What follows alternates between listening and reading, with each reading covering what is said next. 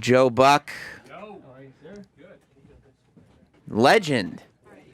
Joe Buck, what's going on? How are we? Hello. Welcome to the show. Thank you. How you doing? I'm good. Are we on? We are on. Yes. I love it. I love walking in. Just go. Yeah. How tall are you? You're bigger than I thought you'd be. I am a little over 6'1". Oh, okay. That's a good height. Well, that's because I work with a giant. Yep. Who did you work with? Troy Aikman. Oh, okay. I like mean, Troy he's- Aikman. I should yeah. probably know that. He's like 6'5". By the way, yesterday, Jim was talking about what a Cowboys fan he is. Well, yeah, but I and don't today follow them he's after. going, hey, who do you work with? Right. Sorry, I didn't buy my car at Roger Staubach's dealership either. Right? You'd think if Troy Aikman was still on television, you would. But you see so many of these guys together, Yeah, you just whatever. forget who's teamed up with I who. get it. Yeah, it's fine. But when I said giant, I threw you off. But he's bigger than you think, and I guess people meet me and they think I'm going to be like 5'2". What is he, like 6'6", Troy? I should probably He's know like that. 6'5". I don't know, but he's got he's a large human. Yeah, he is. Yeah, yeah. Girls must love him. You think so? Yeah, chicks love him. Yeah, They they do, do. right? Yeah, I walk around with him. They don't even know I'm there. That's humiliating, Nice. right? It's humiliating. It's humiliating and yet freeing for some weird reason because I can do whatever I want. I can walk around.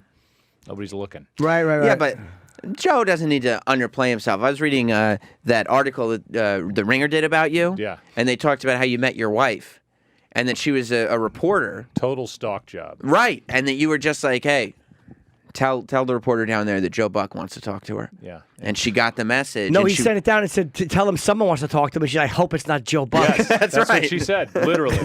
And the guy, the go-between, said, why would you say that? She goes, I don't know. I've never heard anything bad about him. He just looks like a smug, arrogant jerk. Yeah. Yeah, Why do thanks. people think that about you? That became I a don't know. metaphor for your career, right? It did. Yeah. I mean, that's kind of what I deal with. Yeah. And that's why I wrote a friggin' book. Right. It's like, here, I'm not the smug, arrogant jerk that you think I am. It's why I called it Lucky Bastard. I am a lucky bastard. But why do people think that? I think because of my style on TV and I do baseball and every baseball fan wants to hear their hometown guys and I'm the national guy and so they get pissed no matter what you say. And then I guess my style comes off like I think I'm bigger or better than the game. It's actually the other way around. I try to talk, get out of the way, and let the game go. I never got the impression, the only announcer, as a Yankee fan, I always thought Joe Morgan didn't like the Yankees. And then someone's like, yeah, because the Big Red Machine, he doesn't Yeah. like that the late 90s Yeah. Yankees are being compared to the... But that's the only time I ever felt that. I never got the impression that you were Well, pro. people or- in New York are like, I go around, why do you hate the Yankees? I did a thing for Funny or Die on that where people are MFing me everywhere I go. And that just kind of, they're not unique. Kansas City thinks the same thing. And San Francisco, because you're used to hearing guys openly rooting on air for your team. My manager, Jonathan, Sam and I were in L.A. for the World Series, and my manager's a big Cubs fan. And whenever you would talk, he'd be like, he hates the Cubs! Yeah, Right. especially when the Cubs were down, by the way. When Yeah. the Cubs were down, he'd be like, oh, Joe fucking Buck, Right. he's talking about the He Cubs hates the again. Cubs. He hates them. Right. Listen, he's not talking about the Cubs as enthusiastically. Right. He's It's so biased. And then ridiculous. his wife would just try to be nice, like, oh, Yeah. yeah, he's biased. Yeah. Well, I think maybe, I could be wrong, the bias is in the ear of the listener more than it is. Right. I mean, come on. If you just take it on face value as an announcer, I'm the only one to ever call them winning the World Series in the history of television. There's a little bit of, I could be accused of going the other way on that. So he's wrong. Tell him, is he your manager? He's my comedy manager, yeah. He sucks. It's so interesting, though. And I feel like, reading the book and reading about you, like the criticisms and the stuff people say about you, like they have a pretty deep effect on you. Like it Yeah, seems I like think- it hits you. I think it's death by 1,000 cuts. Once you Yeah. get it enough, But here's the thing: in person, people are great. Even in New York, they go, "You hate the Yankees." No, I don't. Okay, what shot you drinking? So then they'll buy you a shot. And I think you kind of get looked at as a thing, and it's like kill the messenger. Like you just said, when the Cubs aren't playing well, they're down 3-1. I sound like I hate the Cubs because I'm screaming and yelling for the Indians. But then they get mad because I turn around and start screaming for the Cubs when they come back in the series. So, yeah, I think I'm too thin-skinned, and I'm trying to get better at that. I go to therapy for that. You do? Hell yeah. The How often therapist. do you go? Not enough. Once a week? No, like once every 3 weeks, 4 weeks. Does it really help you? Not to this point, no. Well, maybe No. you got to go more. Once I every think I 2 need weeks to is go probably- more. Yeah. I walk out of there, I feel a little lighter. I feel a little more myself. Feel like the old Joe, the fighting Joe. Right. And then, a couple tweets later, and I'm not happy anymore. It is weird how Yeah. like the negative stuff on social. There's a million positive things, but the one negative thing, it's like You they're focus validating on what that. I already knew. Like I'm Yeah. shitty. Exactly. And But- it's like the highs and the lows too, because it's so easy, especially like in the business you're in. I'm sure for somebody to like really lift you up, like if the right person says that you did a great job on this call, like you're through the roof. But Right. then all you need is that one person Right. to say the wrong thing, and it's a total stranger, and your day's ruined. it makes no sense. Yeah. I mean, if you think about it. But, Yeah. But I don't, and I'm not that smart, so I just kind of let it hit.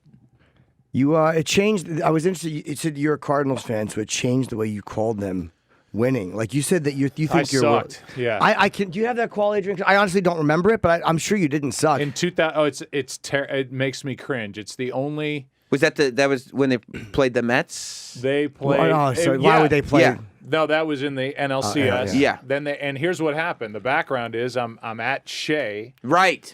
They put my face on the scoreboard. I'm always going to be associated with the Cardinals, and fans booed because it's the same stuff. He hates my team. He's yelling for the other team. Well, then I get to the World Series. They're playing the Tigers, and I'm hearing it. They end up winning, and I'm like, that's the winner of the Cardinals, the first World Series. It sucked. Because they got in your head. It got in my head. Because the booing and everything. Yeah. And when they were booing you, was it just because of your face, or did you? Well, I you were I enthusiastic, have a right? huge head. That's what it was. I think they were booing the size of me. That's what I told myself. They're not booing me. They're booing the sight of my monstrous head. It's the first thing you said in therapy. I can't Yeah. find a fucking hat. Yeah, that's true. Yeah, if I could somehow come up with a hat that fit this head, I'm like 7 7/8.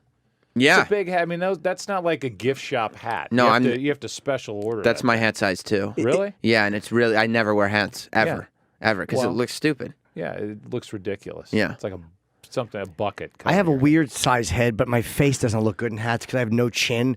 So I'm Right. kind of a round fucking dopey moon face, and it just doesn't. I knew I had a really bad face for hat years ago. A girlfriend I was dating just like, you look terrible in hats. You look like Wow. you look like a little kid, but you look like a little kid in the Sandlot when you wear hats. Like the brim looks way It's too too long. straight and long. Yeah, it's yeah. really awful.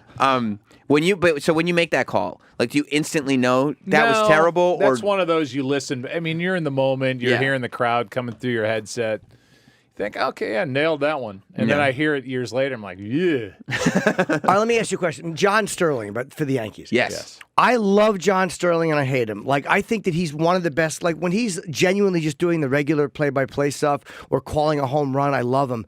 But then he puts these little names on people, and I'm like, I don't understand why announcers get caught up You hate when he starts because it sounds like he's going into business for himself. when he makes it about himself. It's Yeah. almost like when he's just doing the regular, 2-2, strike three. Like, I love him. I think Yeah. his voice is awesome. I think he's great. He gets picked on in the Post with Phil Mushnick, like every column. Does Phil Mushnick during the- ever say anything nice about I don't anybody? think so. Fuck that No. guy. He's the I mean, worst.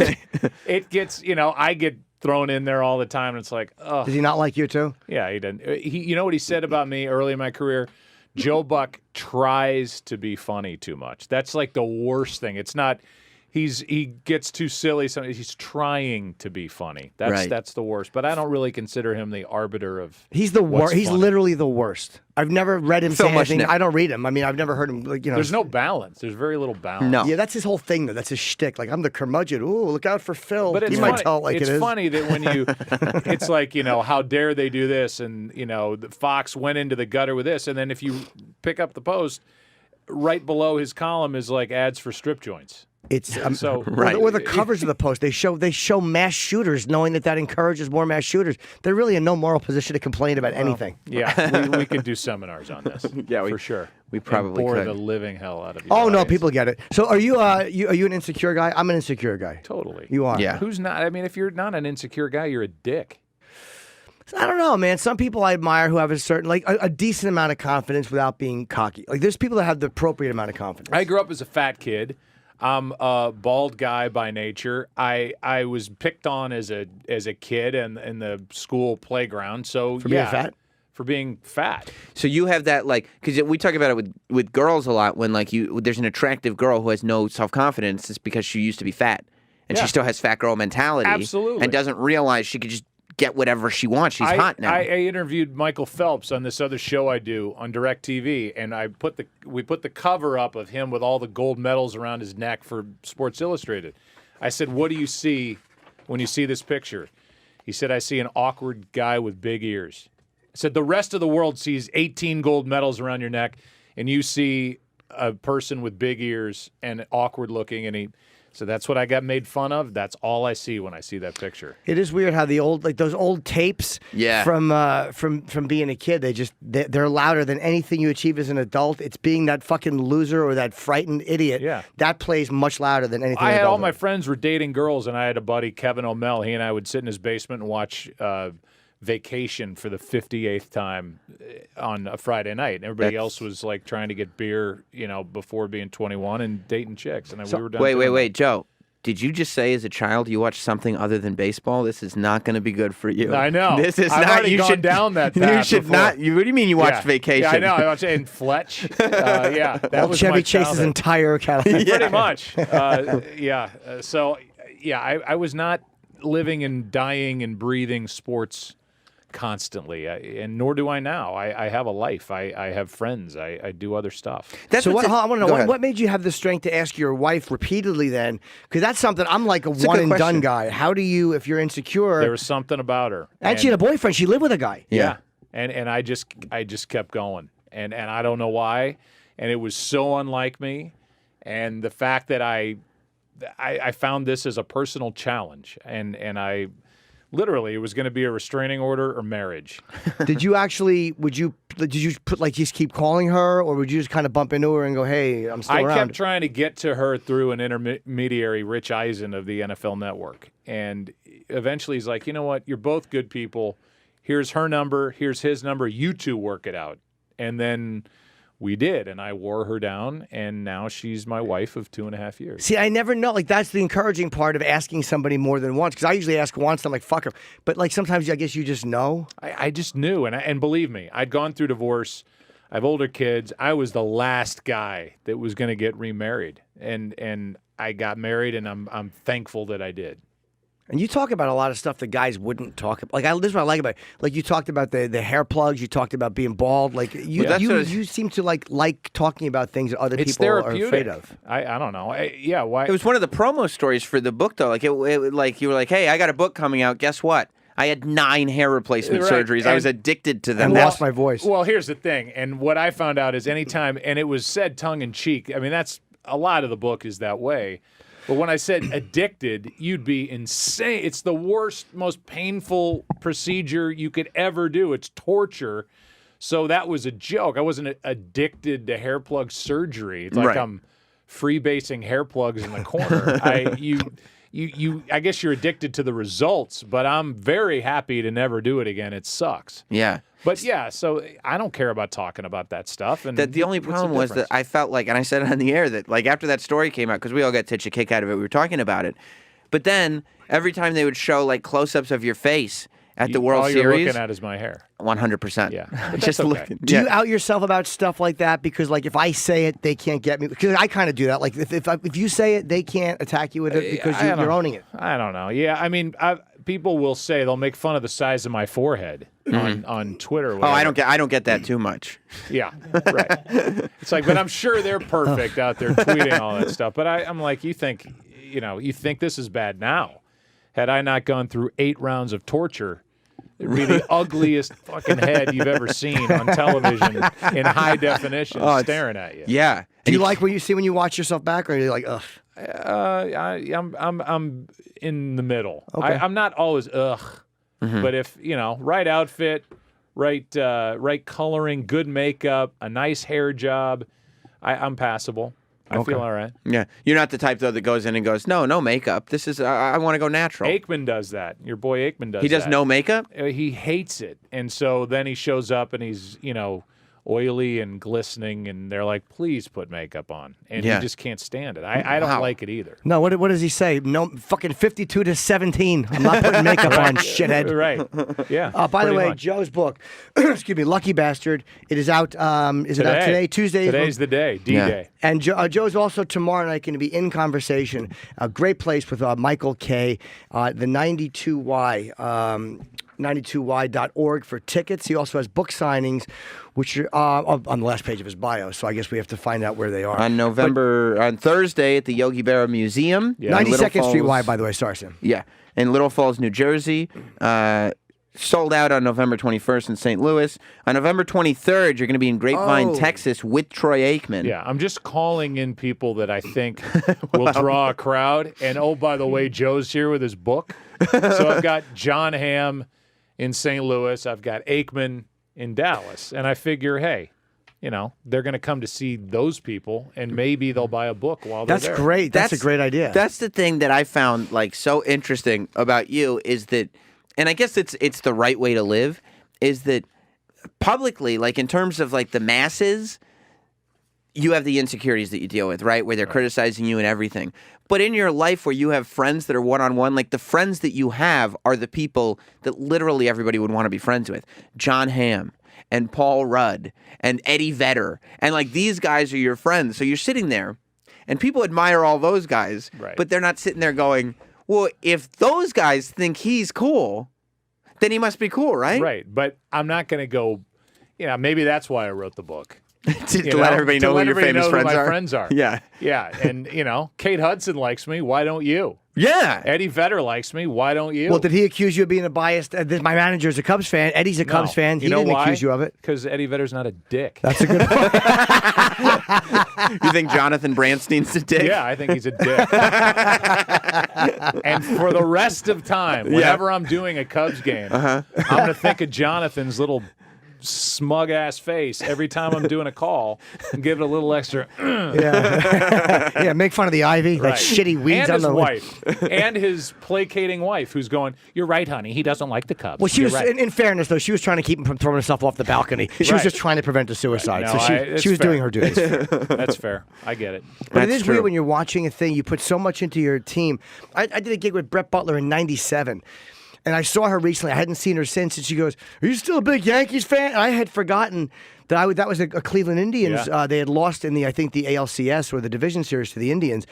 And I was going so fucking crazy at Caroline's, and I was so miserable that she remembered that almost 20 years later that I couldn't handle the Yankees losing in a series. Sports has a really powerful place in people's lives. And so when you're there and you're the voice calling one team's winning, they're all good. They don't care.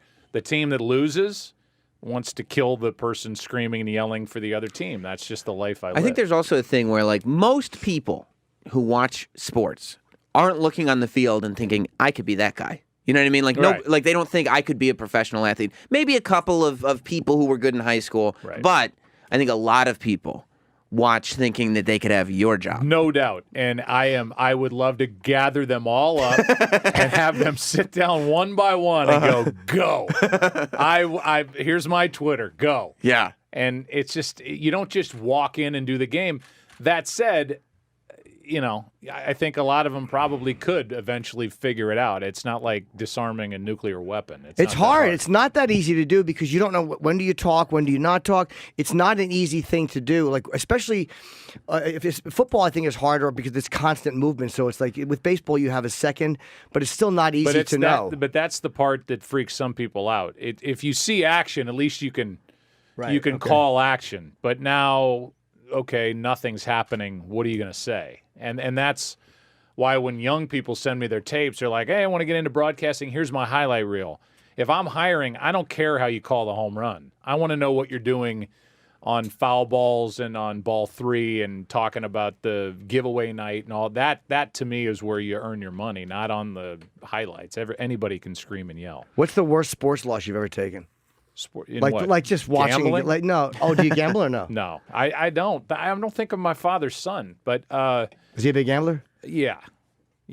That kept him alive, I think, the last 5 years of his life. And not to win a bunch of money. I think he just liked figuring out who he thought was going to win.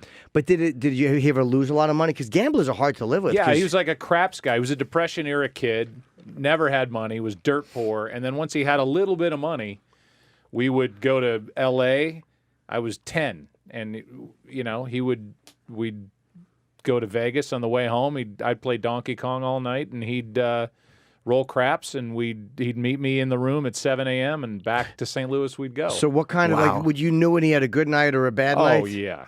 And were there ever nights where you left for let's just go? There's nothing left. He was pissed. Yeah. I mean, I remember one time he wad of hundreds, and I've never seen him happier. And then another time it was like, well, we worked for free this week, Buck. Don't tell your mother. And then back home we went. Was it ever in danger of losing the home or anything like that? Oh, never that bad. He didn't have a problem. Okay. No. He just liked to gamble. What was it about his lifestyle that made you follow? Like what made you be like happy? I mean, even by the end of his life, he had Parkinson's and diabetes, and he had a pacemaker, but he was shaking, but he could not wait to get down to the ballpark to do a game. And when you see that as a kid, man, sign me up. I saw other people's parents were not that happy. Was he insecure?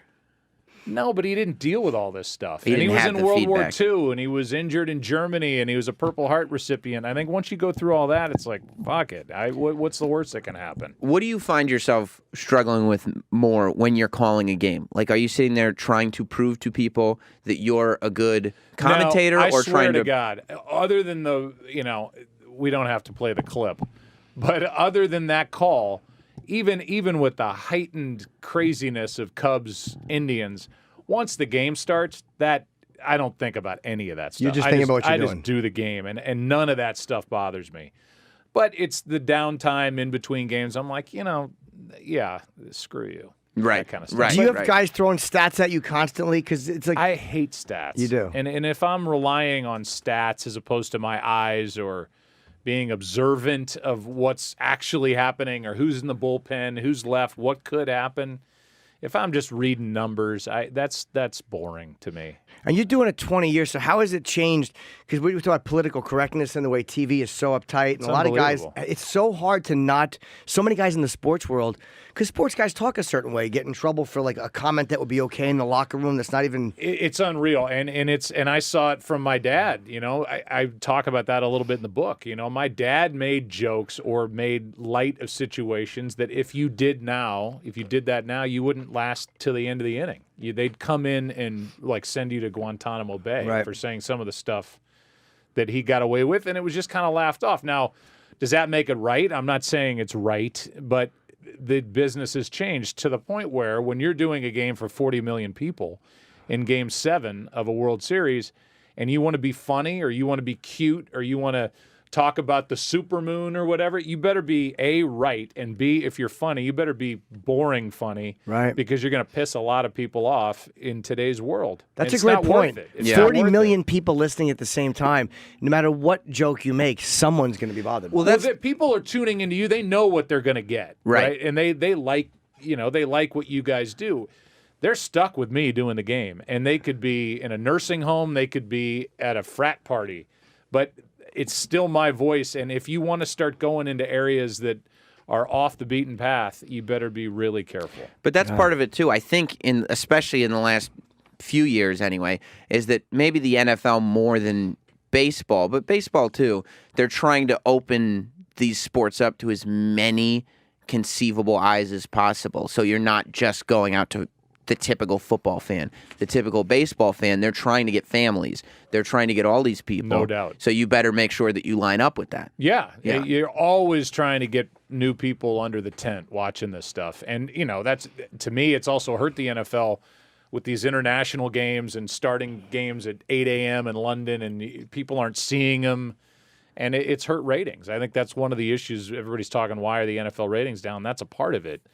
But again, it's made everybody boring. It's made everybody go right down the middle lane, and every announcer sounds like everybody else. And it's too bad because the real personalities, the Harry Careys and guys like that, are long gone, and that act wouldn't work anymore. Yeah, Madden and Summerall were always fun to listen to. It's like you kind of look forward to them. You always liked when they were calling your team's game. No doubt. I don't know why and I wonder if the ratings have dropped because of stuff like Red Zone, where there's not as much of a press to watch the game because you can just go click the highlights real quick. And maybe. And a lot of that's fantasy football. You don't really care who wins the game. Right. Is my tight end in that game? If he's not, I got the tight end for the Jaguars. I'm going to watch that, on Red Zone or whatever. And maybe that's taken away some, while I think it's also added a lot because the average fan knows a hell of a lot more about the sports we're doing than they ever did. And that's a part of it.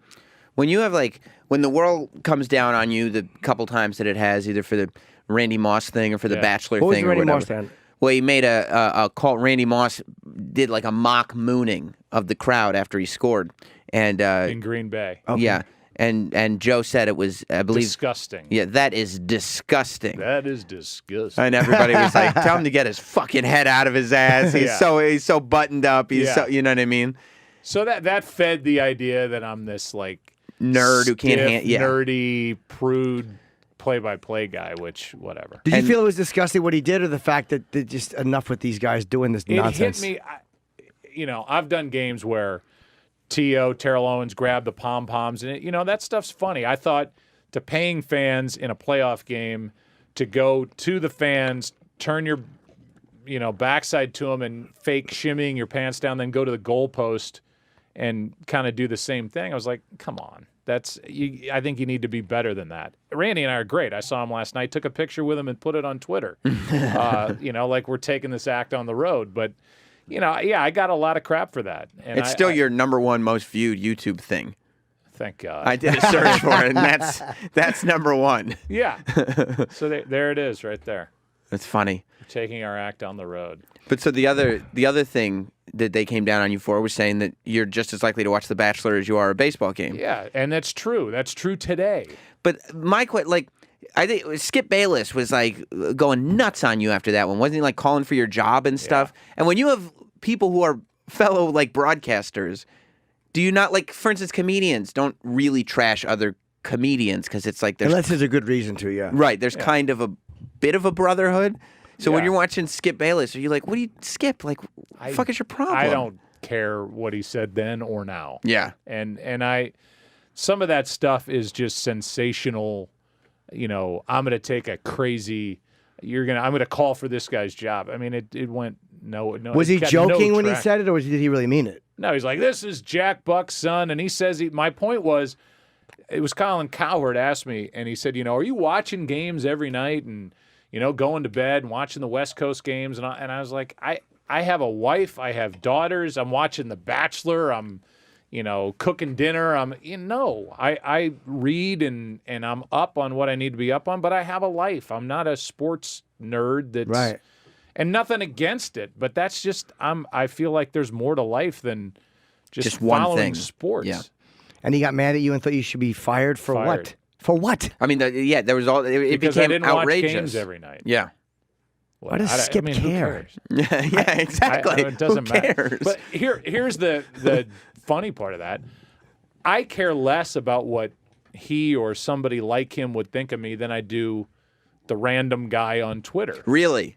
Probably, yeah. Because he's probably sensationalizing. He's or awful announcing, does something that's just clickbait. It's just I don't care about that stuff. But it's the random guy that has a clever thing that's that got me. Well, because that guy is not confirming something that you feel deep down. Some asshole saying you should be fired, you're like, oh, shut up. But someone going, you stink. It's like, oh God, they know. Yeah, yeah. I've been found out. That's how I started. My first World Series, I was 27, thinking.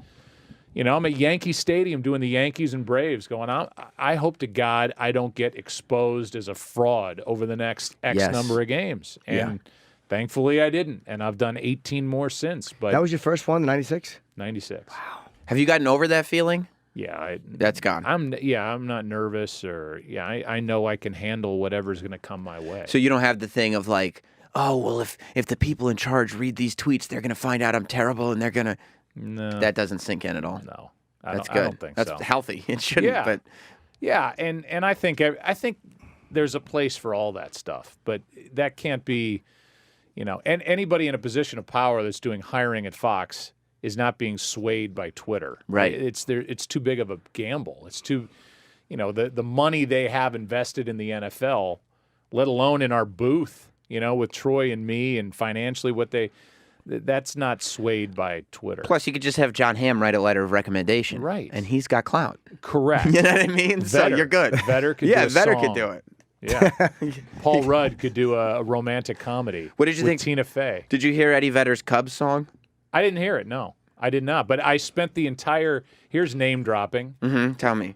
I spent the entire postseason for your buddy's Cubs going across the street to Murphy's bleachers and going up to the rooftop and just hanging with Vedder and singing karaoke with him until 4:30 in the morning. Was he good at karaoke? No. No, he was great. And I was doing lead-ins to songs, and he's playing underneath me. It was just, That's it a was fun life. awesome. Travis, would you have been bored hanging out there? Oh, he's a big Eddie. I forgot you're a big. Our producer, Travis, is the biggest Pearl And he's Jam wearing fan. a Pearl Jam sweatshirt. from Fenway. Yes, Yeah. normally it's the necklace he has. I can tell you honestly, Pearl.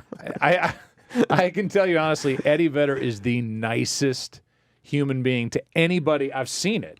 Anybody that he comes in contact with, he's like, it's almost not real. Makes He's me that so nice. happy. You want to meet him? No. You prefer not to, right? No, you wouldn't be let down. I promise. He's a That's good, amazing. good guy. Well, everybody pick up the book. It's called Lucky Bastard. There's a ton of Out today? It's out today. There's a ton of really great stories in there. It's not just I mean, it's. I feel It's like not a it's sports book. it's you finally getting to Right. like let this out there, right? Yeah. Like say this is who I am. You can stop just creating this thing. Yeah. You know what I mean? Yeah, I said to the publisher, I'm sorry, but if this sells one copy or 1 million, I'm still going to feel good because at least it's out there. Right. Right. So it's cathartic. And great. tomorrow night, Joe, is at the 92nd Street Y, which is an amazing place to see people. That's where we saw that's Gene where we Wilder. saw Gene Wilder. I went with Sherrod to see Sidney Poitier speak amazing. The best. Yeah. The best. Yeah. there. Yeah, he was an awesome. He was a very calm, quiet guy to watch talk, but it was just nice to be in the room with him. Yeah. Well, didn't they videoed that? Didn't I see that with? I don't know. He did a thing with Mel Brooks. It wasn't with Mel No. Brooks. Okay, then No, this was a some different woman event. interviewed Yeah. him. Yeah. And 92y.org if you want some tickets. There's a few tickets they probably released. They always do that for the ticket holders at monthlies that can't make it. And also go to some book signings, which are, Sam, Exciting. Yeah, the book signings Some really are. good ones. I'm going to let people feel my hair plugs. Sign a book. Run your fingers through this Well, hair. how about you pull one out and you give it as a bookmark? Yeah, that'd be nice. Now I've spent way too much money on these to give them away. Thursday at the Yogi Berra Museum in Little Falls, New Jersey. November 23rd at Books A Million in Grapevine, Texas with Troy Aikman.